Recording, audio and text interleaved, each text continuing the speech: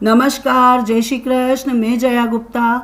इस वीडियो में मैं वैशाख मास महात्म्य के 15वें दिन की कथा लेकर आई हूँ।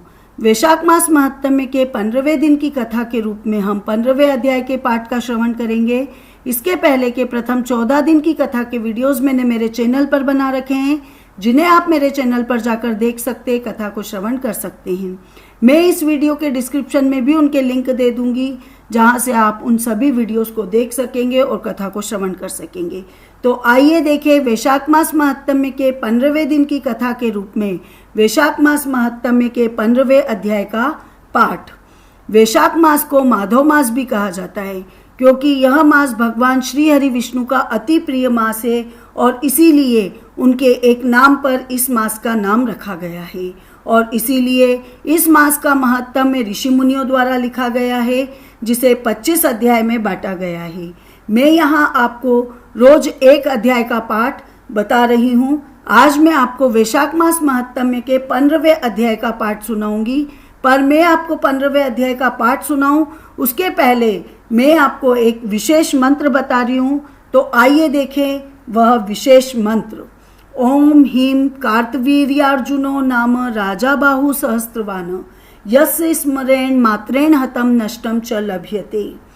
हेय वंश के राजा कार्तवीर्यार्जुन सुदर्शन चक्र के अवतार माने जाते हैं और ऐसा कहा जाता है कि इनकी साधना करने से हर प्रकार की गुम वस्तु मिल जाती है।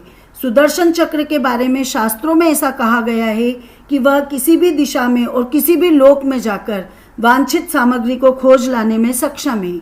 उनकी साधना के लिए दीपक लगाकर अथवा पूर्व अथवा उत्तर दिशा की ओर मुंह करके बैठे और अपनी गुम वस्तु की कामना को उच्चारण करके और उसकी इमेजिनेशन करके और फिर भगवान श्री हरि विष्णु का सुदर्शन चक्रधारी रूप का ध्यान करें और चक्र को आप रक्त वर्ण के रूप में ध्याएं कि वो रक्त वर्ण के कलर का है। और फिर इस मंत्र का विश्वास पूर्वक जप करें तो आपको आपकी गुमी हुई वस्तु के बारे में जानकारी प्राप्त हो जाएगी। आइए अब देखें वैशाख मास महात्म्य का 15वां अध्याय। इसके पहले 14वें अध्याय में श्रुतदेव जी ने बताया कि वैशाख मास में प्रातःकाल स्नान करके मधुसूदन भगवान का पूजन कर और विष्णु कथा को जो लोग सुनते हैं वे सीधे विष्णु लोक को जाते हैं, और जो दुर्बुद्धि होते हुए कथा को छोड़कर अन्य कार्यों में लग जाते हैं वे रौरव नरक में जाकर पिशाच की योनि पाते हैं। इसके लिए उन्होंने एक प्राचीन इतिहास भी बताया। अंत में श्रुतदेव जी कहते हैं कि जहाँ शुभ फल देने वाली, सब लोगों के पापों को दूर करने वाली विष्णु भगवान की कथा होती है, वहाँ उस क्षेत्र में सारे तीर्थ आ जाते हैं और वहाँ के निवासियों को सभी पापों से मुक्ति मिलती है। आइए अब देखें 15वां अध्याय। श्रुतदेव जी बोले, हे राजन, मधुसूदन भगवान के प्यारे पापनाशक वैशाख महात्म्य का फल और भी सुनो।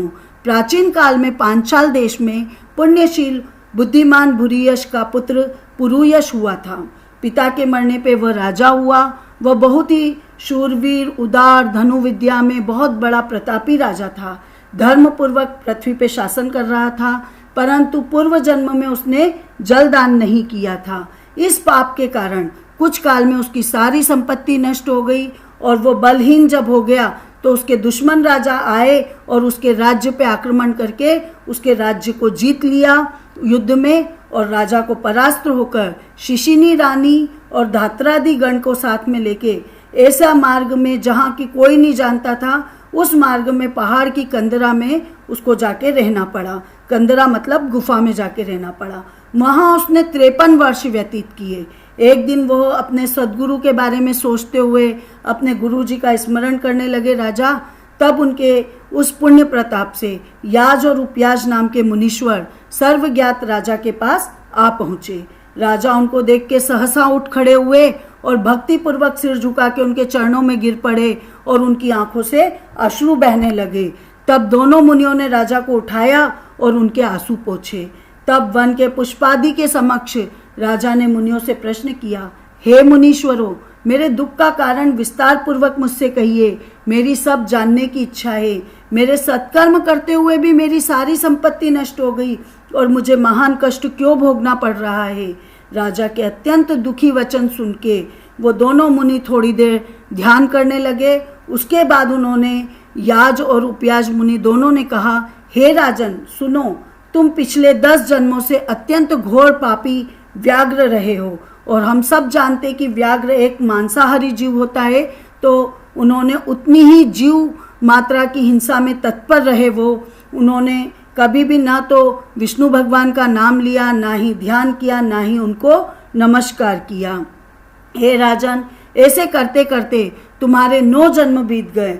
फिर 10वें जन्म में तुम सह्याद्री पर व्याघ्र का जन्म धारण करके मार्ग के पथिकों को कष्ट देकर तथा गौड़ देश की प्रजा का मांस का भक्षण करके समय बिताया करते थे। मृग और पक्षियों के छोटे छोटे बच्चों का वध करने के कारण इस जन्म में तुम्हारे कोई संतान नहीं हुई। तुमने विश्वासघात किया, इसी से तुम्हें तुम्हारा कोई भाई नहीं मिला, कोई सगा संबंधी नहीं मिला। मार्ग में यात्रियों को घोर कष्ट देने के कारण तुम्हारा कोई मित्र नहीं है। साधुओं का तिरस्कार करने से तुम्हें तुम्हारे शत्रुओं ने पराजित किया। तुमने कभी दान नहीं किया, इस दोष से तुम्हारे घर में दरिद्रता आई। सदा उद्वेग करने से तुम्हारा देश निकाला हुआ। सबका अहित करने से तुम्हें अत्यंत दुस्सह दुख भोगने पड़े। सदा क्रूर कर्मों को करने से भोजन भी नहीं मिलता है। इन सभी कर्मों के द्वारा इस जन्म में तुम्हारा राज्य छिन गया और अब हम तुम्हारे सत्कुल में जन्म लेने का कारण भी बताते हैं। जब 10वें जन्म में तुम गौड़ देश में थे, तब पथिकों को बड़ा कष्ट दिया करते थे। एक दिन कंटकमय वन में 2 वैश्य और कर्षण नामक मुनि एक साथ वहां पे आए, तो तुमने उनमें से एक वैश्य को मार डाला और उसका सारा धन छीन लिया। तो दूसरे वैश्य ने ये देख के अपनी जान बचाने के लिए अपने धन को वहीं लता पता में फेंक के और वो भाग गया। कर्षण मुनि भी अपनी जान बचाने के लिए मृत्यु के डर से धूप में ही भागे, परंतु धूप और प्यास से व्याकुल होके वो मूर्छित होके वहीं गिर पड़े। अब तुम्हें ये पता लगाना था कि वैश्य ने धन कहाँ डाला है, तो ये जानने के लिए तुमने कर्षण मुनि के कानों में फूंक मारी। उनको होश में लाने के लिए उनको कृमि और कीचड़ से मिले हुए गड्ढे के जल में से पानी लेके उनके नेत्र धोए, पंखे से उनको हवा की, तो उससे मुनि को होश आया, मुनि स्वस्थ चित्त हुए। तो तुमने मुनि से पूछा कि दूसरे वैश्य ने धन कहाँ फेंका।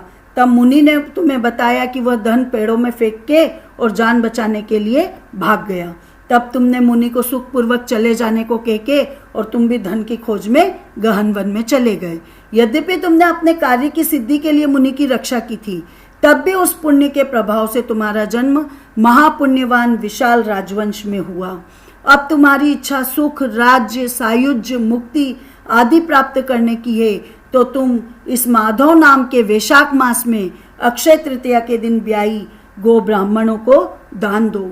शमी, छतरी, प्रतिमा का दान करो, प्याऊ लगवाओ, स्नान करके माधव भगवान का पूजन करो। इन वैशाखोक्त धर्मों को करने से तुम्हारी विजय होके तुम्हें साम्राज्य की प्राप्ति होगी और तुम सब सुख भोग के अपने समान पुत्र प्राप्त करोगे और सब लोग तुम्हारे वश में हो जाएंगे। साथ ही भगवान विष्णु के तुमको साक्षात दर्शन होंगे।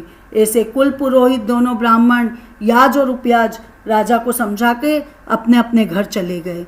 तब राजा ने अपने पुरोहितों की आज्ञा के अनुसार अपनी बची हुई सेना को साथ में लेके अपने संपूर्ण कुटुंब सहित पांचाल नगरी में प्रवेश किया और वैशाख के सब धर्मों को करने लगा। जब राजाओं ने फिर से उनके ऊपर चढ़ाई की, तब उन्होंने संग्राम कर उन सब को जीतकर उनके राज्य में से 10 अरब घोड़े, 3 कोट हाथी, 1 अरब रथ, 10 सहस्त्र ऊंट, 3 लाख गधे अपनी पुरी में लेके आए और सब राजा को, वो सारे राजा जो कि पराजित हो गए थे, वो कर देने लगे।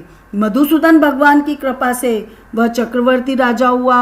उनके 5 पुत्र हुए जो बहुत ही गुणवान, शूरवीर और उदार थे।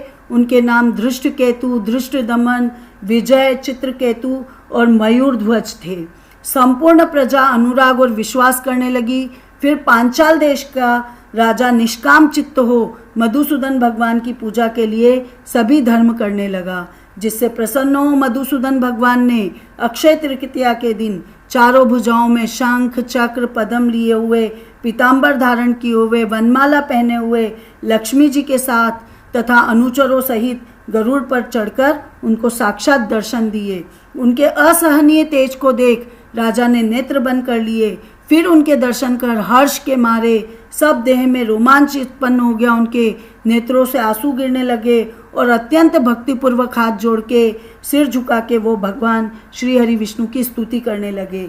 इति श्री वैशाख मास महात्म्य पंचदश अध्याय संपूर्ण।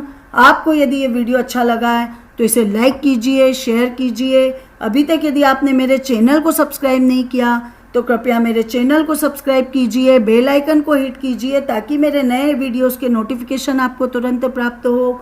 हिंदू धर्म, संस्कृति, तीज त्योहार, व्रत कथा, रीति रिवाज इत्यादि जानने के लिए मेरे साथ बने रहिए। जय श्री